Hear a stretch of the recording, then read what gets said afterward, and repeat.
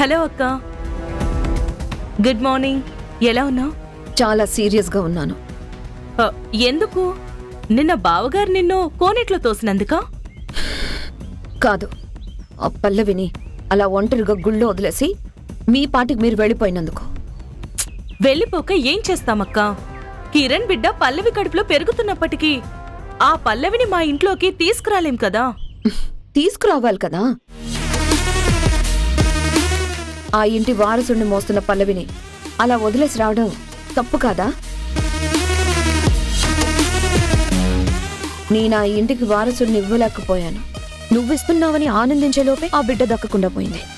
ఉష ఎలాగూ వారసుడిని ఇవ్వలేదు. మన ముగ్గురు తరపున ఇప్పుడు ఆ ఇంటికి వారసుడిని ఇస్తున్న దేవత పల్లవి. అలాంటి దేవతని అలా వదిలేసి వచ్చినందుకు మీకేం బాధ అనిపించట్లేదా? తన ఇంటికి కోడలు కాకపోయినా కోడలు లాంటిది. అంటే కోడలు కాని కోడలు. అలాంటి కోడలు కాని కోడలు విషయంలో అంత దారుణంగా ప్రవర్తించడం కరెక్ట్ కాదు.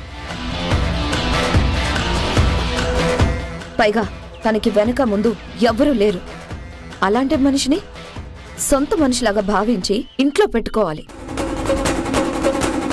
నేనైతే అదే చేసేదాన్ని.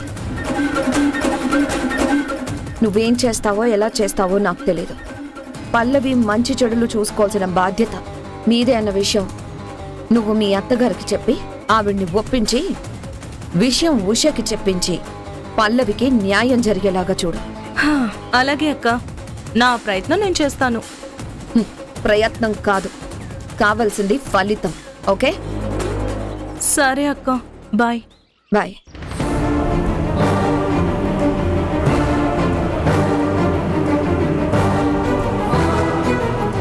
ఈ విషయం అత్తయ్యతో ఎలా మాట్లాడాలి?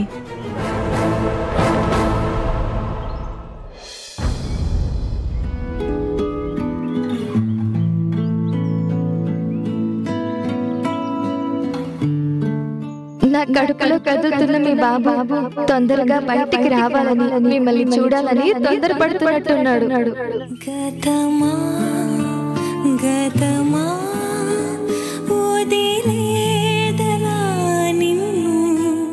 ఇప్పుడు తన కడుపులో పెరుగుతున్నది నా బిడ్డ.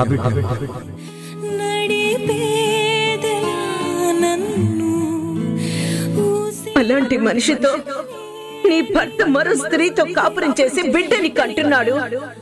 ఆ బిడ్డని తీసుకొని నీ బిడ్డగా పెంచుకో తల్లి అని ఎవరు చెప్తారు? ఎలా చెప్తారు? నువ్వే చెప్పాలమ్మా.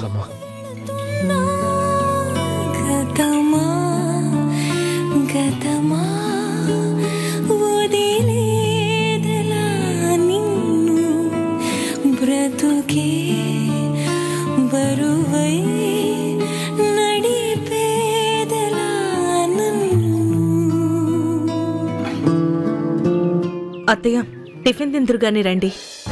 వద్దమ్మా, ఆకలిగా లేదు. ఆలోచనలు ఎక్కువైతే ఆకలి తగ్గిపోతుందేమో అత్తయ్య.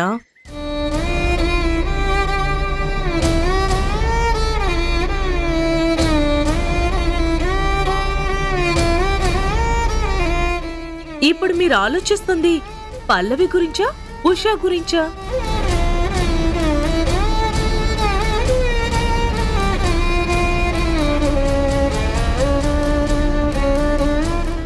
అయినా మీరిప్పుడు ఆలోచించాల్సింది వాళ్ళ గురించి కాదత్తయ్య, పల్లవి కడుపులో పెరుగుతున్న కిరణ్ బిడ్డ గురించి.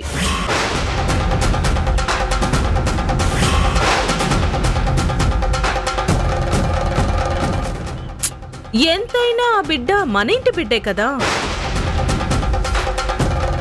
మన బిడ్డని మన ఇంటికి తెచ్చుకోవడానికి ఇంతలా ఆలోచించడం ఎందుకు? హారిక,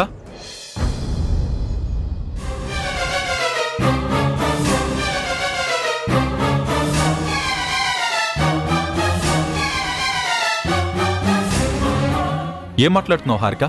కొత్తగా ఏం మాట్లాడతాను? మీ తమ్ముడు గారు చేసిన నిర్వాకం గురించి.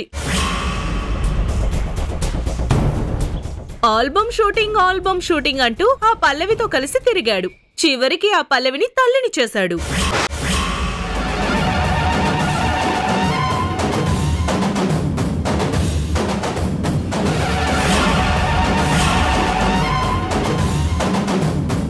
వాట్? కిరణ్ పల్లవిని తల్లిని చేశాడా? ఏం మాట్లాడుతున్నావు? నిజమే మాట్లాడుతున్నాను.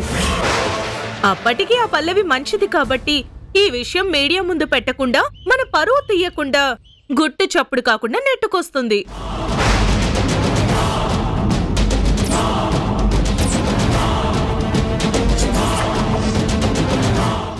అంతేకాదు, ఆ బిడ్డని కని ఆ బిడ్డకి ఉషని తల్లిని చేసి తాను అమెరికా వెళ్ళిపోతానని చెప్పింది.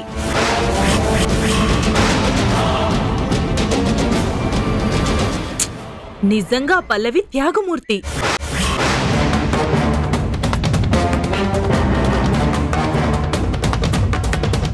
అమ్మా, హారిక చెప్తుంది నిజమేనా?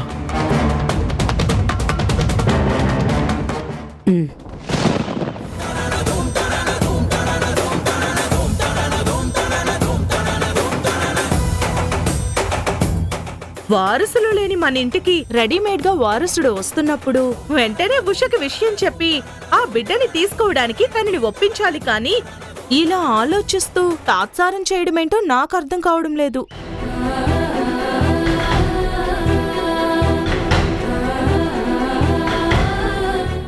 ఏంటమ్మా ఇది? ఈ విషయం తెలిస్తే ఉష తట్టుకోగలదా? తన భర్త శ్రీరామచంద్రుల్లాంటి వాడనుకుంటుంది ఉష. వాడు రాముడు కాదు, ఇంత దారుణం చేసిన మోసగాడు అని తెలిస్తే ఉష భరించగలదా? భరించాలి. వారసుడు లేని మన ఇంటికి వారసుడు వస్తున్నందుకు భరించాలి.